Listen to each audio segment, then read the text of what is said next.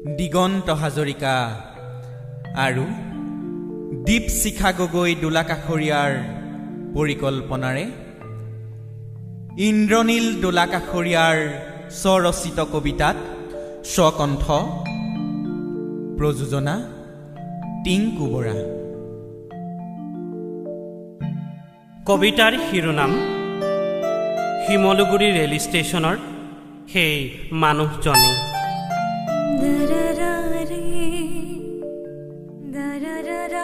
মা দেউতাৰ লগতে নিজৰো যত্ন ল'বা, মা দেউতাৰ লগতে নিজৰো যত্ন ল'বা, বুৱাব নালাগে চকুলোৰ বান।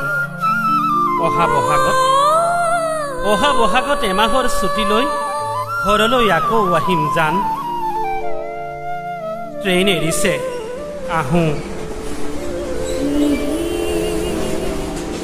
প্ৰচণ্ড উকি মাৰি ট্ৰেইনখন গুচি গ'ল, প্ৰচণ্ড উকি মাৰি ট্ৰেইনখন গুচি গ'ল।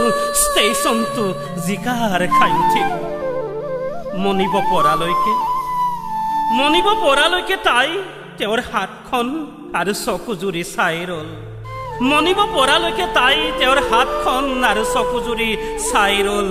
বুকুত বাঁহিয়ে তাই কৰুণ সুৰ টানিলে, বুকুত বাঁহিয়ে তাই কৰুণ সুৰ টানিলে। ঋতু আহিল আৰু গ'ল, ঋতু আহিল আৰু গ'ল, চকুৰ আগত এটা যুগ শেষ হৈ গ'ল। চুলিৰ ৰং সলনি হ'ল, চুলিৰ ৰং সলনি হ'ল, সলনি নহ'ল তাইৰ মন, সলনি নহ'ল তাইৰ মন। তেওঁ আহিব, তেওঁ আহিব, এদিন তেওঁ আহিব। ষ্টেচনৰ বুকুৱেদি পাৰ হৈ যোৱা প্ৰতিখন ট্ৰেইনত তাই এজুৰি সজল চকু বিচাৰি ফুৰে। ষ্টেচনৰ বুকুৱেদি পাৰ হৈ যোৱা প্ৰতিখন ট্ৰেইনত তাই এজুৰি সজল চকু বিচাৰি ফুৰে।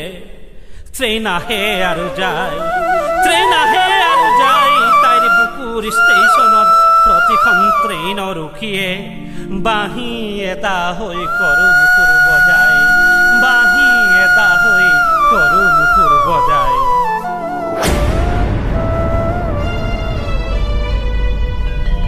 গোটেই ষ্টেচনটোত তাই তেওঁৰ সজল চকুজুৰি বিচাৰি ফুৰে। গোটেই ষ্টেচনটোত তাই তেওঁৰ সজল চকুজুৰি বিচাৰি ফুৰে। মলিয়ন সাজেৰে তাইৰ দেহাটো দেখি মানুহবোৰে কাপোৰে নাক ঢাকি বুবু বাবা কৰে, বুবু বাবা কৰে। আকাশৰ গোমা মেঘবোৰ বৰষুণ হৈ আহিল, আকাশৰ গোমা মেঘবোৰ বৰষুণ হৈ আহিল। লৌৰি ঢাপৰি কৰবাৰ পৰা তাই আকৌ ষ্টেচনটোলৈ আহিল। তাই পানীলৈ ভয় কৰে, বৰষুণত তিতিবলৈ ভয় কৰে। কি জানি বৰষুণে ধুই নিয়ে তাইৰ শিৰৰ সেন্দুৰ।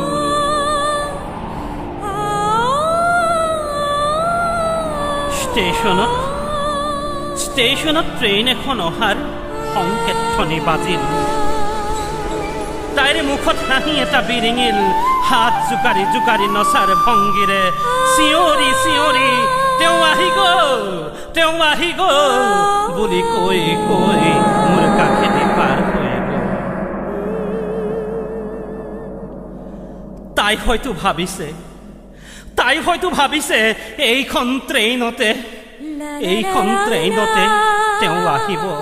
তাই হয়তো ভাবিছে এইখন ট্ৰেইনতে তাইৰ হেৰুৱা মানুহজন ঘূৰি আহিব, তাইৰ হেৰুৱা মানুহজন ঘূৰি আহিব।